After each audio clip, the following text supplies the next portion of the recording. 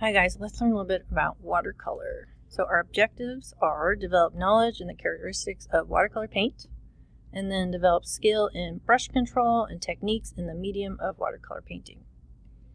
So our words with knowing is watercolor. So it's a type of paint made with pigments suspended in gum arabic and then applied to paper in combination with water. So it is a transparent medium. Second is gouache. Gouache is a type of opaque watercolor that is commonly used in illustrations. So watercolor, like I said, is a transparent medium, which means it is see-through.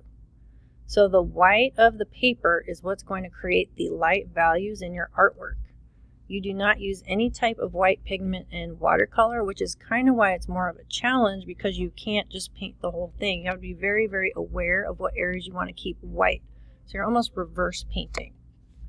So here's an example of a little baby watercolor that I painted. So for those clouds, that is the white of the paper, and then I would use a tissue to kind of blot in. So there is no white in watercolor. Watercolor, when you buy it, comes in cakes or tubes of paint. So the cakes are those things we remember from elementary school that we're going to use. They're a solid little kind of cake that you have in a palette. There's also more expensive versions that are cakes that you can take on the go. Like I have a little fancy palette that I can take on the go. And then it also comes in tubes like regular paint. And then gouache, again, is a type of watercolor that is opaque and creates solid colors. So some artists will combine watercolor and gouache. And then if you remember using tempera paint, gouache is similar to tempera paint, but is a lot higher quality. We're just going to be using watercolor though. So another thing about watercolor is the paper. So it comes in different weights and textures. So depending on the weight and the texture of your paper, your painting is going to look different. The paint's going to react different. So watercolor paper is made from wood pulp or cotton fibers, so it can get very expensive.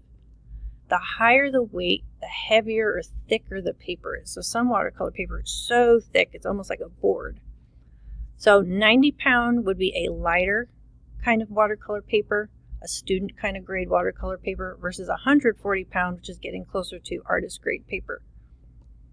So with the textures, cold press or rough press. So when you go to buy your paper, you would look on the side and it would say cold press, rough press, hot press. So cold press or rough press paper has a very textured, rough surface. So rough is a little bit more texture than cold press. And then you have what's called hot press. So hot press is very, very smooth. It has no texture at all. So again, this is up to the artist, what you're painting, what type of paper you want to complement your style. And then brushes, a little review. So a brush, remember, consists of 3 parts. The tuft, which is the bundle of animal hairs or synthetic fibers that is tied to the base. The ferrule is the metal sleeve, so that's where those little fibers are launched into. And it also protects the handle from water. This is why we do not leave brushes in water, because it's going to break up the glue in there and your little bristles, your tuft is going to just go everywhere. And then the handle. So remember, the handle is just your little wood handle. It'll have a number for the size.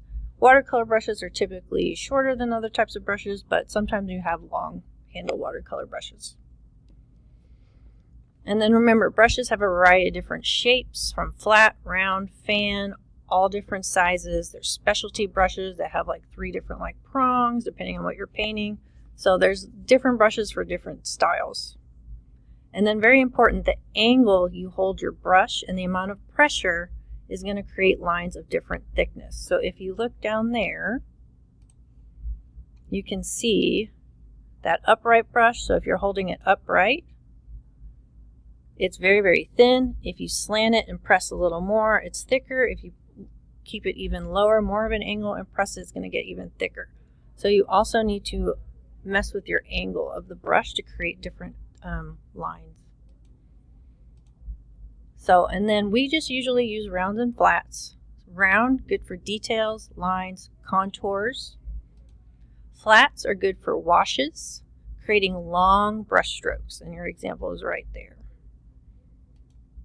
So for your practice, you're going to check off your notes with me first.